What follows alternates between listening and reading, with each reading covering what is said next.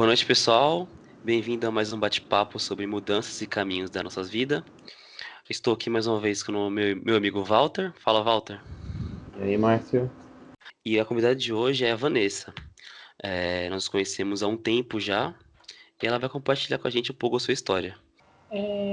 A primeira grande mudança que eu passei durante a minha vida foi assumir a minha identidade afro. E o primeiro passo para isso foi parar de alisar o cabelo. Teve um grande impacto assim social isso na minha vida. Eu acho que quando a gente se conheceu, você já me conheceu, eu já tinha o cabelo cacheado e tal, enfim. Mas essa mudança fez com que eu mudasse todos os aspectos da minha vida, né? Então, em sociedade, comportamento profissional, relacionamentos. Então, eu sofri alguns impactos que eu não sabia que aconteceria, né? Para mim seria só mais um cabelo, quando na verdade não foi, né? Beleza. Eu queria perguntar, na verdade, que idade você tinha e que ano que era isso? Qual ano que você começou a pensar sobre isso? Que idade você tinha? Isso foi em 2012. Eu tinha aí 21, 22 anos. E o que me motivou, na verdade, é porque eu tinha uma dificuldade muito grande com o cabelo. Então, eu alisava o cabelo não crescia. Testei várias formas, né? Então, progressiva, chapinha, essas coisas, meu cabelo não crescia. E até hoje a gente sabe que a feminilidade está ligado ao cabelo, estética, essas coisas, né? E o que me motivou, na verdade, é que pode parecer um pouco irônico, é porque eu não aguentava mais fazer escova e chapinha, assim, na época. Eu deixava sempre para o último minuto, assim, do domingo à noite eu chorava, porque eu odiava fazer aquilo. Mas nesse momento ainda eu não tive nenhuma... eu preciso assumir a minha identidade, eu preciso me reconhecer como mulher negra. Nesse momento não tinha, até porque era um movimento muito, assim, novo. Não tinha ninguém falando disso na internet. Algumas referências que eu achei foram fora do país, enfim. E aí eu só assumi basicamente porque eu tinha preguiça de escovar e alisar o cabelo. Basicamente foi isso, mas esse foi só um primeiro passo, né? Que eu falo que foi a ponta do iceberg, que foi uma sequência de mudanças, mas esse foi o primeiro passo. Eu não sei se foi mais ou menos nessa época, ou se foi um pouco depois, que começou meio que um grande incentivo, principalmente do marketing e da propaganda, para venda, principalmente de produtos para cabelos cacheados, crespos, afro e tudo mais. Foi mais ou menos nessa época ou foi depois? Foi bem antes. Foi antes Foi bem disso? antes, porque eu lembro que, assim, por exemplo, a gente pegar uma marca X, tinha para cabelos cacheados, cabelos lisos e cabelos tingidos. A gente não tinha essa variedade, por exemplo, de cabelos 4A, 1A, 2A, 3B, essas coisas. Entendi. E acho que quando eu tinha assim, uns 2 ou 3 anos que começou esse boom, né, de marcas. Então, eu entrava em perfumaria, era muito mais fácil para mim entender o meu cabelo, né, que já era novo para mim, e também saber que tinha um produto sendo fornecido para mim para esse cabelo, para esse meu momento, né. Então era uma coisa até para a gente perceber o movimento de que antes eu não tinha uma linha de tratamento voltada para o meu cabelo. Tinha de quimicamente tratado, mas o quimicamente tratado que é uma descoloração, um alisamento que era progressivo, né? Mas não voltado para o cabelo afro, enfim, crespo. Não existia essa variedade como tem hoje. Legal. E quando que você começou a alisar o cabelo? Qual a idade? E o que você sentia, assim, tipo, era algo que você queria? Era algo que veio da sua família? Ou como é que foi essa decisão? Porque começou cedo, não começou? Sim, eu não tive decisão, na verdade. Quando eu era mais nova, acho que eu tinha uns... Assim, da memória mais antiga que eu tenho, uns 10 anos de idade, minha mãe já alisava o meu cabelo, que na época era um movimento muito comum. Então, quando eu tinha assim, 10 anos, eu já tinha o cabelo alisado, eu ia para a escola, e aí tinha o famoso bullying e tal, que depois eu entendi que no meu caso era racismo, né? Eu entendi isso muitos anos mais tarde. Mas eu lembro desde pequena, se eu pegar álbum de fotos assim de 10, 11 anos, eu já tinha o cabelo alisado. Tantos anos assim, alisando, colocando uma química muito forte, porque eu não, antes, até assim uns anos atrás, uns 7, 8 anos, tinha algumas marcas que faziam alisamento já com produtos menos agressivos. E eu usava a Enê, que era uma coisa que, tipo, que tinha que derreter numa panela de cerâmica e passava no cabelo quente. Eu não sei, assim, se vocês já viram isso, mas eu passei por isso muitos anos, assim. Nunca viu? Que eu me lembro, não. Não, era bastante comum, assim, na minha família, assim, né? Então, tinha tias e tios que... Tios até que não, mas alisavam, assim, né? Então, pegava aquilo com... Era uma pasta e passava no cabelo quente e passava um pente fino para alisar o cabelo, né? E aí queimava a raiz do cabelo e tal. E aí foi por isso que o meu cabelo não crescia, e foi esse não crescer de cabelo que estava ligado à estética que me fez querer parar de alisar. Mas aí eu já tinha 18 anos, né? Então, assim, para ver quanto tempo eu já tinha passado com o cabelo sendo alisado. Então você ficou uns bons anos aí sofrendo, Uhum. inicialmente sem nem saber, sem nem ter escolha, né? Algo Sim. meio que sua mãe fez, talvez por evitar alguma situação na escola, não sei. Também talvez não tenha nem ajudado muito, né? Não só a mãe dela, como muitas mães e tias por aí, porque era meio que o padrão estético de uma época, né? Não existia um reforço de outros tipos de cabelo que não fosse o liso. Pelo menos, se você lembrar dos anos 90, aí quando a gente assistia a Banheira do Gugu e Domingão do Faustão, só tinha gente loira, se você lembrar. Assim, não tinha uma pessoa que não fosse loira. E essa estética ela perdurou um bom tempo até hoje, né? E aquele loiro chapado com cabelo lisaço, né? Não tinha outro visual, né? E aí quem não Isso, tinha essa opção natural tinha que derreter creme na panela, né, Vanessa? exatamente. Gente, eu acho que agora que eu consigo dar risada, assim, dessa coisa um pouco mais natural, porque isso, inclusive, foi tema de terapia, né? Então, antes de assumir o cabelo, eu tinha todas essas dificuldades, e aí chegou um momento que teve algumas outras situações que eu cheguei à conclusão que eu deveria levar para terapia, e tive o incentivo de alguns amigos, e esse foi um tema, assim, muito frequente nas sessões, né? Então, e quando eu cheguei lá, eu também lidava com uma pessoa que mais tarde eu entendi que talvez não fosse apropriada para entender o meu caso, porque era uma mulher branca, então ela só falava para mim, então por que você não põe um aplique, né? Então, por que você não, sei lá, não faz um alongamento? Não era essa a solução que eu estava buscando, né? Então, enfim, na época foi importante, mas hoje eu vejo que talvez eu devesse ter procurado outro profissional, ou então era só isso mesmo. Pegando esse ponto que você falou do cabelo como ponto de início, né, de toda essa sua mudança de como você se vê, e eu conheci algumas pessoas que passaram por esse mesmo processo de transição capilar, eu sei que é um processo bem longo, né, e, e os resultados eles vêm aos poucos, no começo ali, essas pessoas com quem eu tive esse contato usavam a internet muito para conversar com outras pessoas sobre transição capilar, e muitas delas me relataram essa mesma coisa que você, que foi o início de tudo. Você consegue se lembrar de como foi esse início da sua transição e o que mais, além disso, você foi descobrindo nesse caminho, nesse percurso? Sim, na verdade, assim, até o dia em que eu de fato cortei o cabelo, o processo já tinha iniciado em torno de uns 2 anos atrás, né? Então, assim, como eu alisava muito o cabelo, ele crescia muito devagar. Então, eu tinha medo de cortar e o cabelo ficar extremamente curto e eu perder. Eu não sou uma pessoa extremamente feminina, mas eu fiquei com medo de perder a única essência feminina que eu tinha, que no caso era o cabelo, um corte, enfim.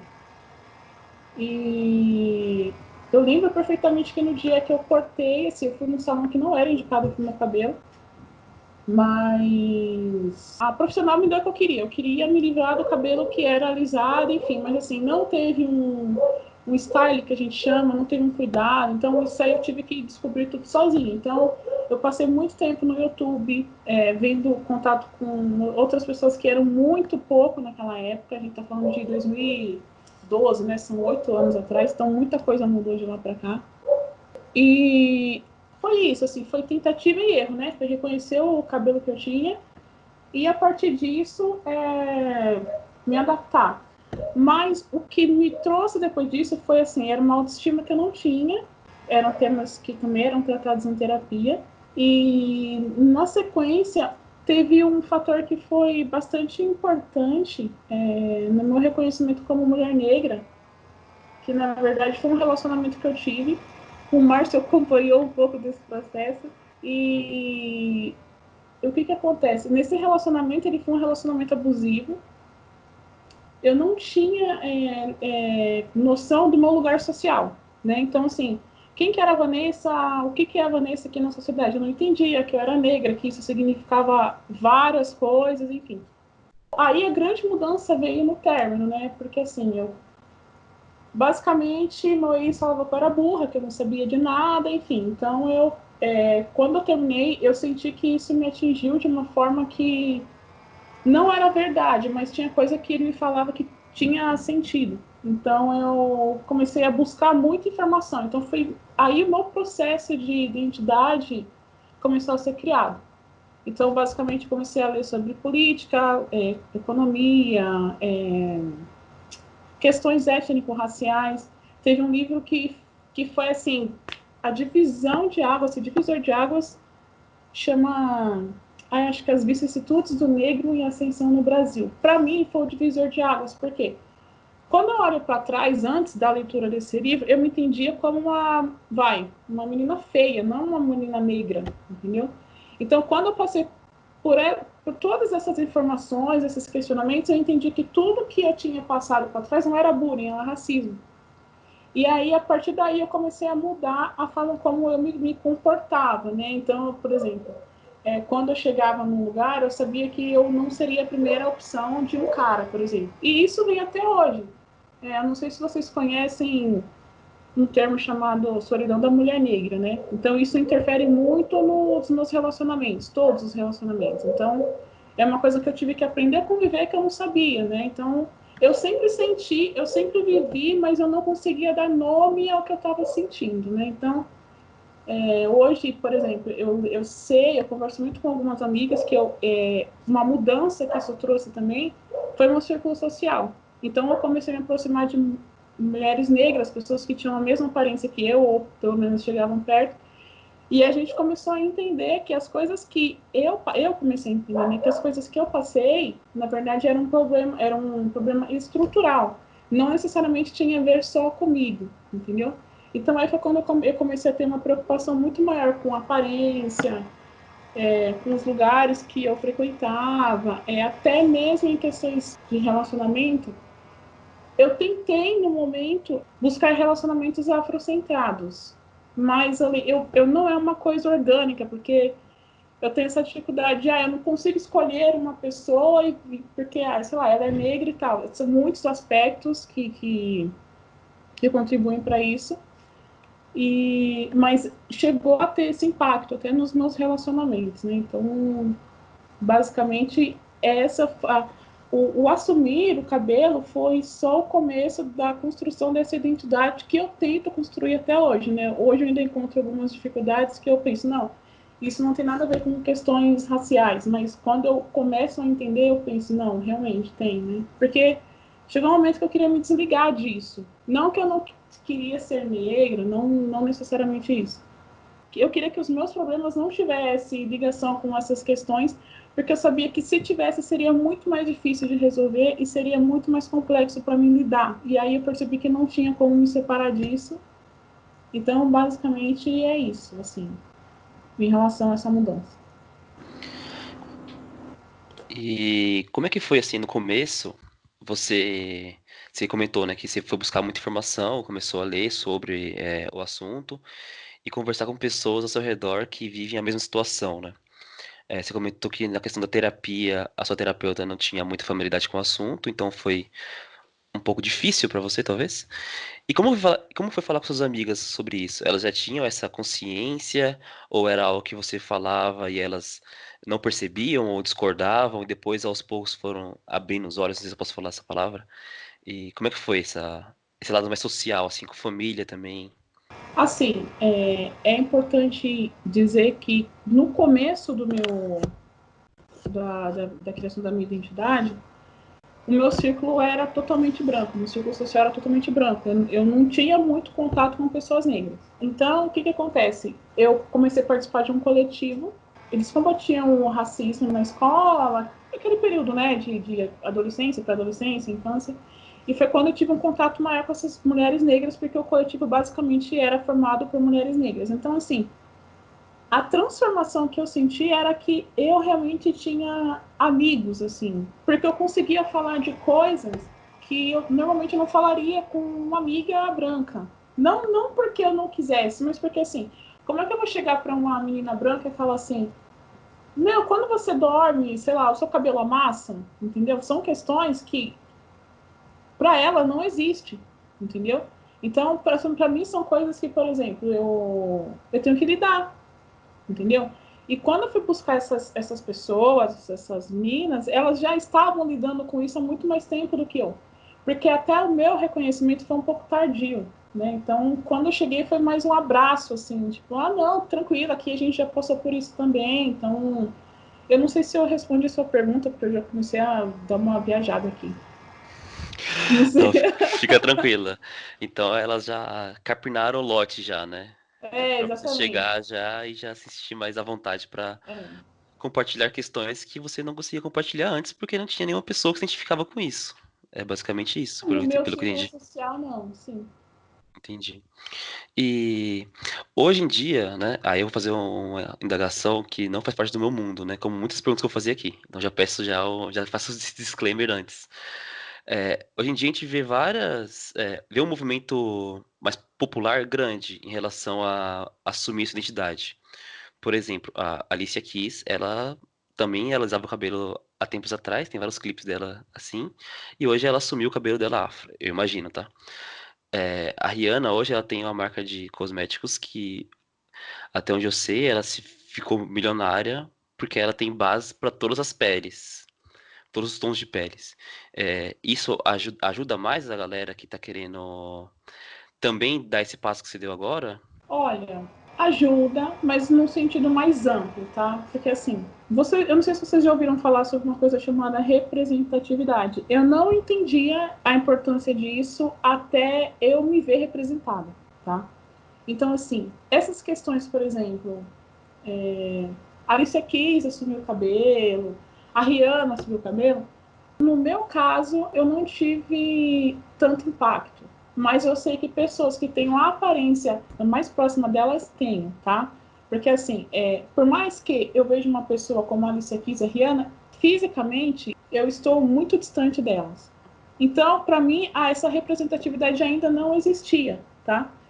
Foi muito devagar que isso começou a acontecer. Então, eu não sei se vocês assistem, tem uma série chamada Insecure, da HBO, tem uma protagonista que ela parece muito comigo, assim. Então, quando eu assisti a série, isso foi esse ano, tá? Foi assim que eu voltei de viagem. Eu falei, meu, não acredito que eu perdi isso todos esses anos, né? Então, assim, eu tenho uma amiga que ela é negra, mas ela tem a pele bem mais clara.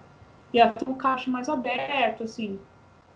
E aí ela assistiu também uma outra série lá, que eu não me lembro, que a protagonista era muito parecida com ela. E a gente tem uma proximidade que, assim, às vezes a gente quer falar dessas questões raciais e às vezes não quer.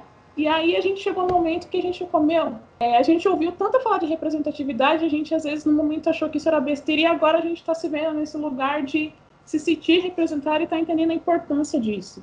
Então, assim, esses movimentos, eles ajudam, mas ainda tem muita gente de fora disso, né? Então, eles ajudam nesse sentido, sim, mas precisa um pouco mais, né? Então, por exemplo, o Márcio, a gente tem vários filmes, várias séries que você vai olhar e falar, pô, esse cara é minimamente parecido comigo. Eu não tenho isso, entendeu?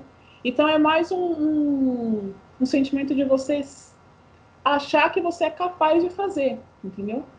Porque eu não sei, é muito difícil explicar uma situação que você talvez não tenha percebido, mas ou que talvez você já tenha vivido a sua vida toda, mas é muito desconfortável eu ligar a televisão hoje, tá? E assistir uma série que só tenha pessoas brancas. Pra mim tem uma coisa muito errada, entendeu? Mas assim, não quer dizer que eu não assisto. Eu assisto Friends, por exemplo. Você sabe muito bem que eu assisto, não terminei de assistir ainda, mas eu assisto. Eu ia até falar E sobre isso, porque você sempre falou que Friends é uma das melhores séries pra você e tudo mais. E até onde eu lembro aqui, eu não lembro de ter visto nenhum negro nele. E como é que foi? Como é que Ah, você lida com isso no seu melhor dia a nem dia? procurar, porque fica mais triste ainda. cara, vou falar pra você que na época que eu assistia, eu até tenho que terminar a 10ª temporada, enfim. Esse desconforto não existia, porque para esse desconforto existir, você precisa ter noção de quem você é.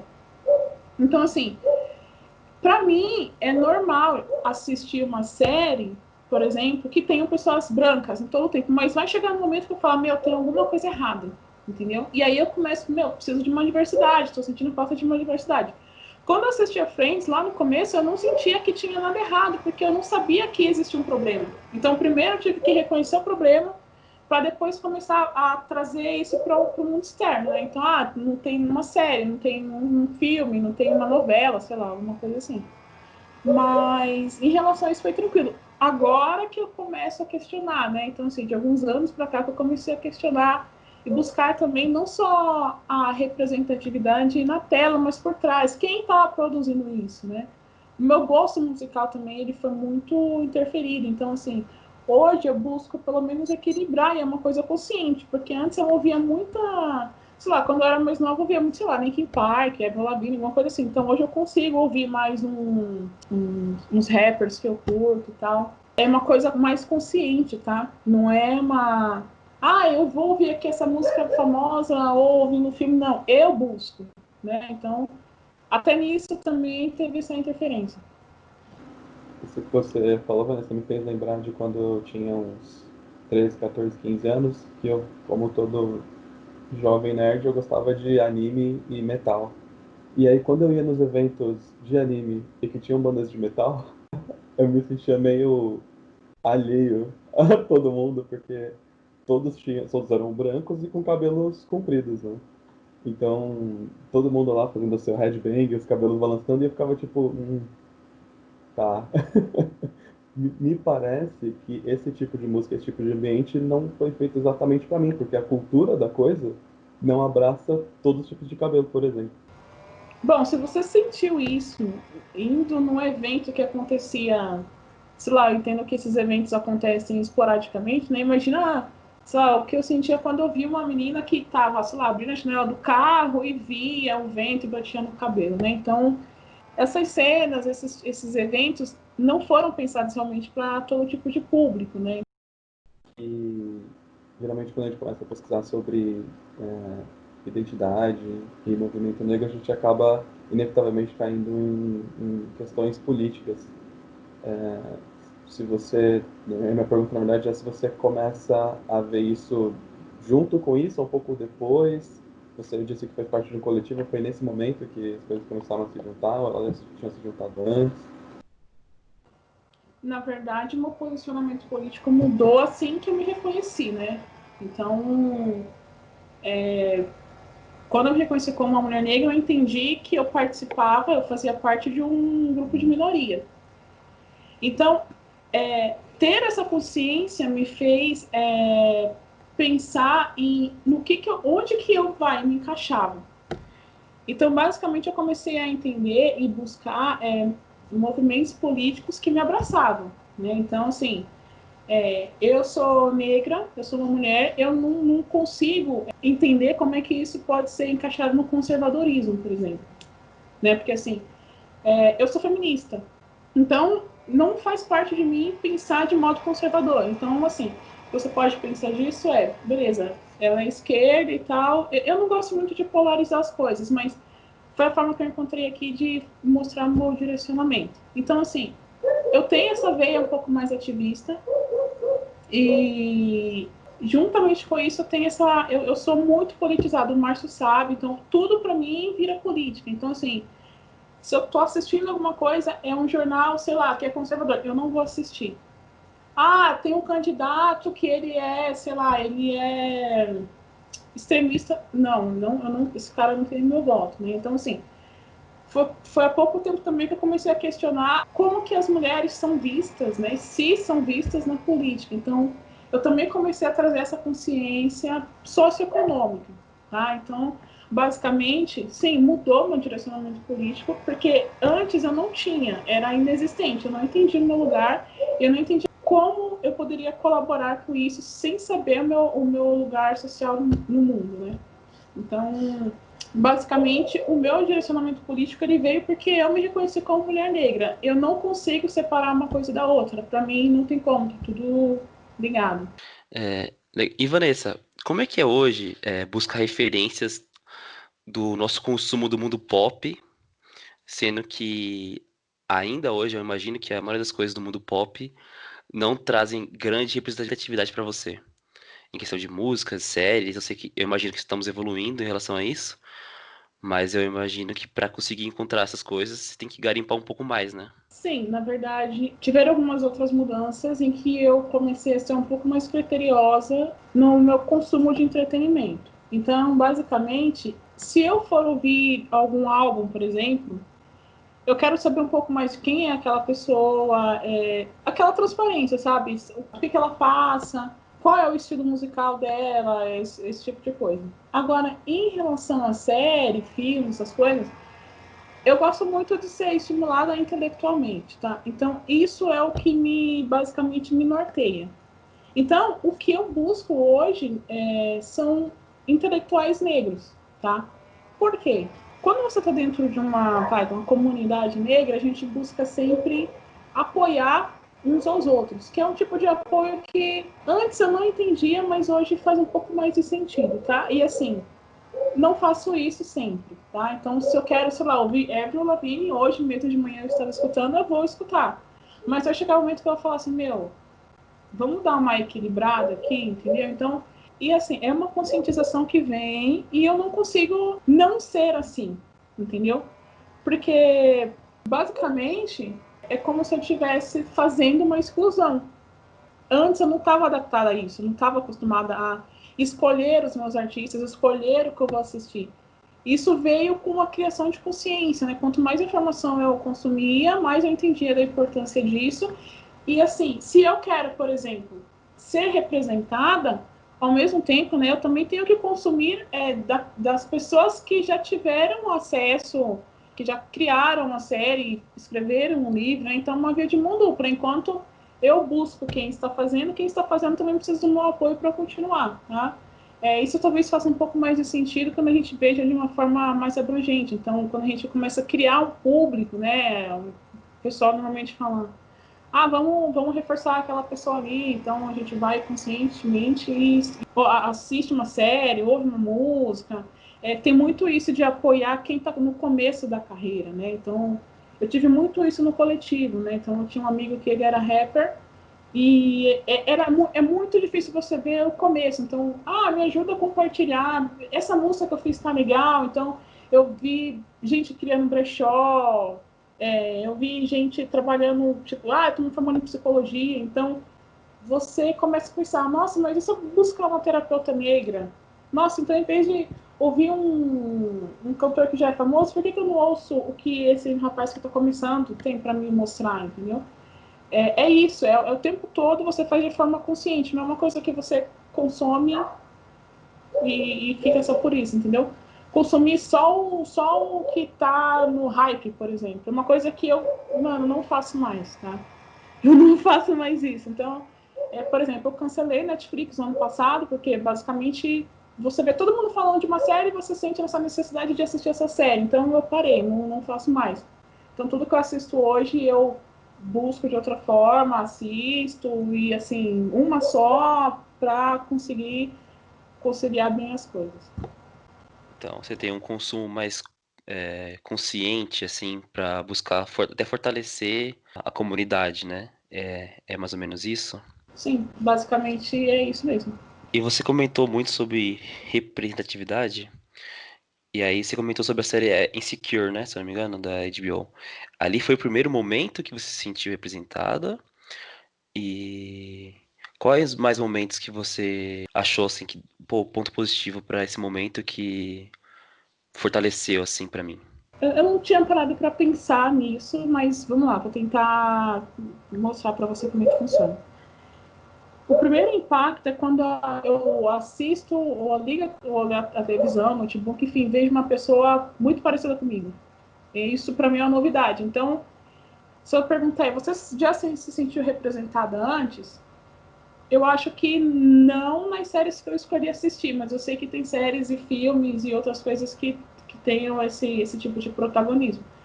Mas nessa série, especificamente, eu acho que foi o meu primeiro contato com a representatividade por questões de aparência mesmo, porque eu olhava e tinha um conforto ali. Não é uma coisa assim que eu fiz, que eu quis que acontecesse, não. Eu só li o enredo lá, enfim, e aí eu falei, vou assistir. Porque assim, eu já vi outras mulheres negras, mas assim, elas estavam fazendo papéis muito específicos. Então, nesse caso, ela era a protagonista e ela tinha outros problemas além das questões étnico-raciais. Era uma pessoa normal, entendeu? Porque o que acontece muito é você assistir uma série que tem uma mulher negra que está sofrendo racismo e tal. Às vezes você não quer se ver por esse ângulo, então você só quer se ver como uma pessoa normal. Então aconteceu isso na série. E basicamente, assim, foi esse primeiro impacto. O outro impacto que teve foi mais essa questão de ela consegue consumir um pouco de tudo, porque assim, dentro do movimento negro existe uma certa cobrança para você ser 100% negro o tempo todo, tá? Não é sempre que isso acontece, mas em alguns círculos sociais. Então, isso é um pouco cansativo. Então, às vezes eu via ela fazendo coisas assim, ela não estava respondendo uma pessoa que estava fazendo racismo, que estava cometendo racismo contra ela. Ela estava, sei lá, no parque, ela estava correndo. Então, assim, era uma pessoa normal, vivendo a vida normal dela, sem ter esses embates e é muito cansativo, entendeu? Porque é muito cansativo. Às vezes você fala, eu estou me sentindo representada, mas a mulher está lá brigando por questões raciais, que eu entendo que são importantes, mas isso causa um cansaço, assim, sabe? Às vezes você só quer, sei lá, a pessoa falando de gato, falando de cacto, falando de cachorro, entendeu? Então, acho que foi isso, foi ver que ela tinha uma vida normal, também tinha esses embates étnico-raciais, mas basicamente é isso. E em questão ao seu dia a dia, porque você comentou que antigamente seu ciclo social só tinha pessoas brancas. Como foi essa transição sua para essa nova identidade, né? Que você aceitou, né? Não sei se essa é a palavra certa. No meio desse ciclo social. Aí, em questões de tanto de cabelo, quanto de estilo, ou de talvez ouvir uma palavra racista e entender que ela é racista e começar a discutir em relação a isso, como é que foi a reação das pessoas ao seu redor? Essa mudança ela aconteceu gradualmente, assim, tá? Então, eu comecei a buscar esses espaços e não tem jeito, assim, essas conversas elas sempre vão acontecer. Então, por mais que eu não desse início a uma conversa assim, elas acabavam acontecendo por alguém ou por alguma outra questão, e a gente se envolvia nessas conversas. Então acontecia muito assim de falar, na minha infância ou na adolescência as pessoas ficavam zoando meu cabelo. Então eu é uma coisa que acontece muito, eu sentia muito esse desconforto. Então, quando a gente está nesse círculo social que é muito mais próximo de quem você é, esteticamente, socialmente, acontece uma coisa que eu chamo de um abraço quentinho, assim, na madrugada, porque você se sente muito bem recebido pelas pessoas e você... Essa frase é horrível, mas eu vou usar ela, que é você sente que você pode ser quem você é, porque para mim, infelizmente, eu não posso ser quem eu sou em todos os espaços, tá? Então, assim, às vezes eu tenho que mudar a forma como eu me comporto, sei lá, enfim. Então, nesse momento, quando eu estou nesse círculo, eu posso falar dessas coisas, entendeu? Então, um movimento muito engraçado que aconteceu também é que, por exemplo, quando a gente trabalhava junto, eu tinha contato com pessoas de classes econômicas muito superiores, assim. Então, era muito desconfortável chegar e falar assim, pô, meu VR acabou, por exemplo. E aí, quando eu tava nesses círculos, o pessoal falava assim, mano, sei lá, tem que esquentar meu bandeco. Eu ficava tipo, nossa, o cara fala assim de uma forma aberta. Então, foi uma coisa muito dinâmica, mas que foi importante, assim. Foi bastante importante para mim essa mudança de círculo social. E na sua família, você já tinha alguém que tinha também passado as aventuras que você passou? Ou você impulsionou mais gente para também seguir com essa busca pela identidade? Como é que foi na sua família? Eu sou a pessoa mais subversiva da família. Não sei se isso te ajuda. Então, eu sou a primeira pessoa a assumir a minha identidade negra. Eu sou a primeira pessoa a ter um posicionamento político, a primeira pessoa a falar que é feminista. Eu sou agnóstica, então, assim, a metade da minha família ela é evangélica. Isso, almoço de família no domingo, gera um rolê, assim, meio hostil, né? Então... Esse Natal aí é longo, né? Aquele Natal que não acaba.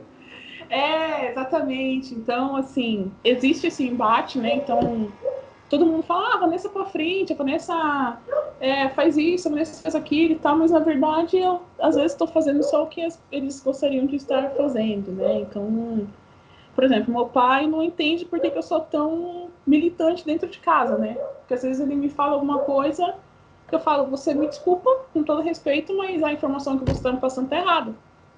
Né? Então, meu irmão também, ele é um cara que às vezes ele fala alguma bosta, eu falo assim, senta aqui, né? Vamos conversar, né? Então, eu sou assim, a pessoa torta mesmo da família e assim, antes não teve isso, eu fui, acho que basicamente a primeira a me formar também, então, talvez pode dizer que um pouco solitária, eu posso dizer que um pouco solitária em questão familiar, mas em questão, tipo, do outro círculo social, né, que eu tive, ele ajudou a crescer nesse sentido, né, basicamente. E assim, puxando um pouco um outro assunto aqui, Vanessa, que eu sei de uma outra mudança sua, talvez não tão grande, não tão importante, foi em questão a sua profissão, né? Que nós nos conhecemos ambos na área de TI, e eu tô sabendo histórias suas aí que tá um pouco diferente hoje. Conta pra gente aí um pouquinho. Bom, eu vou resumir basicamente aqui. Eu me formei em desenvolvimento de sistemas, né? Análise e desenvolvimento de sistemas. E trabalhei, acho que uns 8 anos com infraestrutura e service desk, gestão de incidentes, suporte técnico, essas coisas todas. Eu odiava. E aí, no meio do caminho, eu pensei em trabalhar com consultoria de imagem. Eu sou formada em consultoria de imagem, mas eu não curti muito por questões... Eu acho que é um recorte social, tá? Então, quando você cobra, sei lá, 2, 3 mil reais para fazer uma consultoria de imagem, você está fazendo um recorte social gigantesco. Então, eu ainda penso em formas de trazer isso para uma coisa mais popular, mas não foi ainda... Não consegui ainda achar o que vai ser, enfim. E aí, teve uma outra mudança que eu acho que você não sabe, ou sabe, enfim. O ano passado, o que aconteceu? Vamos lá. Um dia eu falei, chega dessa merda, não quero mais trabalhar com TI, desisto, foda-se, vou fazer outra coisa. Aí eu achei um trampo aqui perto de casa para trabalhar com... Eu era auxiliar administrativo, não fazia nada, só atendia o telefone, fazia umas notas fiscais e tal. E aí, como eu sou uma pessoa que se entendia com muita facilidade, né, porque não tinha desafio nenhum nesse trampo, eu pensei, bom, preciso sair fora, né? Mas antes disso acontecer, a empresa pegou fogo. Teve um incêndio, tipo, sério, ficou 10 dias pegando fogo lá, porque era um material altamente inflamável, e eu falei assim, eu vou fazer o que agora? Bom, vou viajar. E aí eu peguei minha mochila, e eu sou mochileira, nem sei se eu não falei isso aqui. Enfiei tudo que tinha lá e falei assim, vou passar 15 dias fora, vou viajar aqui e tal. E aí eu demorei 4 meses para voltar. E nesses 4 meses, eu decidi que eu tive um olhar de fora, assim, para minha vida. E percebi que esse negócio de trabalhar ir para casa, e às vezes ou vai para academia, ou final de semana vai para um bar, ou sei lá. Assim, para mim não funciona mais, então o que eu estabeleci para mim é que eu quero trabalhar como nômade. Então eu estou passando por uma outra transição de carreira, que agora eu estou trabalhando, estou me especializando em gestão de mídias sociais, criação de conteúdo, redação, essas coisas todas. E estou trabalhando como freelancer para conseguir, em nome da capivara celestial, sair fora em, sei lá, novembro, dezembro, ou daqui um pouco mais de tempo, sei lá. Mas a ideia é que eu não consigo mais, eu não sou a pessoa que vai bater ponto de manhã e sair de tarde. Eu não sei ser essa pessoa. Eu acho que eu prefiro trabalhar na feira de final de semana, tá ligado? Vender pastel, sei lá. Porque eu não consigo, mano. Não é pra mim. Eu fiz isso durante muitos anos, mas eu percebi que não dá, assim. Eu acho que, de forma geral, a gente tem uma visão muito limitada das coisas, né? Então, ficar esse tempo todo fora, pra mim, eu olhei minha vida de fora e quando eu voltei, eu falei, eita porra, por que eu tava fazendo isso daqui? Não funciona. E tô aí na luta, né? Manda frilas. É muito bom, muito bom.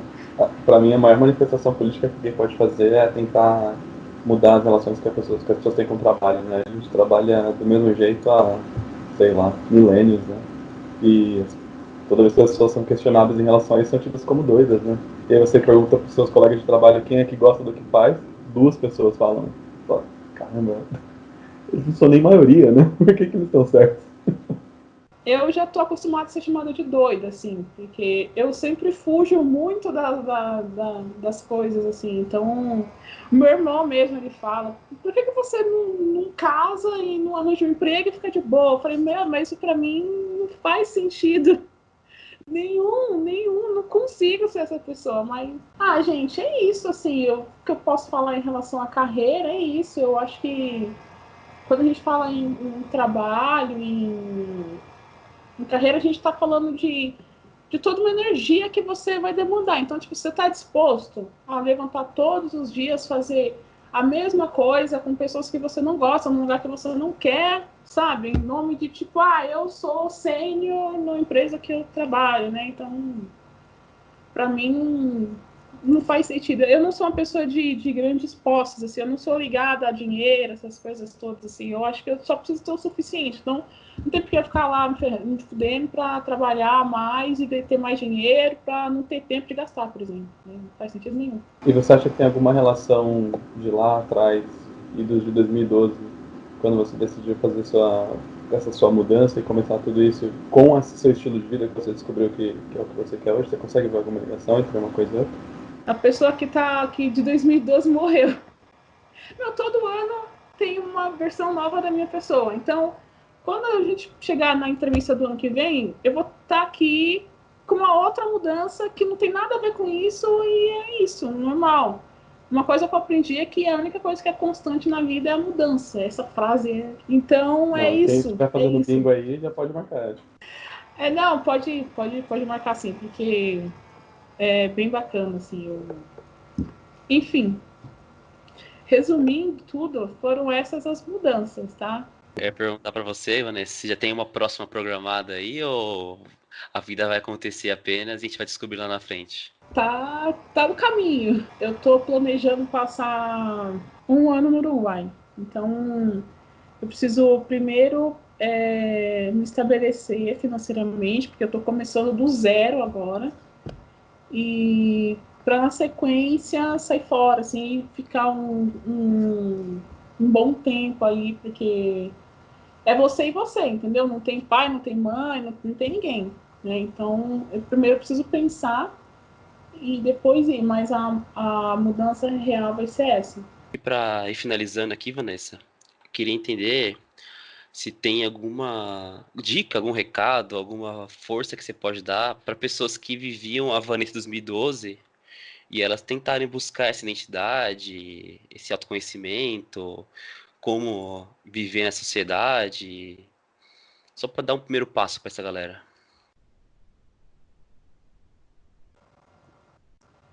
Bom, eu acho que o primeiro passo é você ser sincero com você mesmo. Apesar de essa frase ser bastante clichê, foi uma coisa que eu tive muita dificuldade. Então, para mim, faz muito sentido falar isso.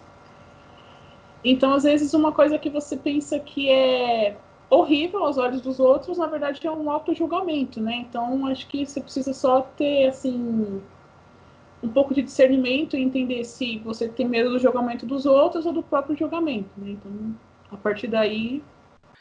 Então, para finalizar esse papo, eu separei aqui uma frase de um livro, tentando fazer uma amarração à nossa conversa de hoje. E começa assim: se só existe um tipo de gente, por que as pessoas não se entendem? Se são todos iguais, por que se esforçam para desprezar uns aos outros? Essa frase é do livro O Sol para Todos, do Harper Lee, e é de uma criança falando sobre uma sociedade racista. Então é isso, Vanessa. Muito obrigado aí por essa conversa. Para mim, abriu muitos olhos que eu não tinha antes. Eu espero que também ajude a galera que está assistindo a gente aqui agora. Se não tivesse quarentena, a gente ia se abraçar, mas não dá. E é isso. Sim, queria agradecer demais. Sua presença foi muito, muito legal mesmo. Ouvir todas as suas histórias e todas as suas mudanças e ainda tantas outras que virão. Muito, muito obrigado mesmo, Vanessa. Eu não sei se o Márcio seria essa pessoa de ir lá visitar, não sei. Você não é a primeira pessoa que reclama disso, não. Expondo, gente, pode expor, eu acho muito bom.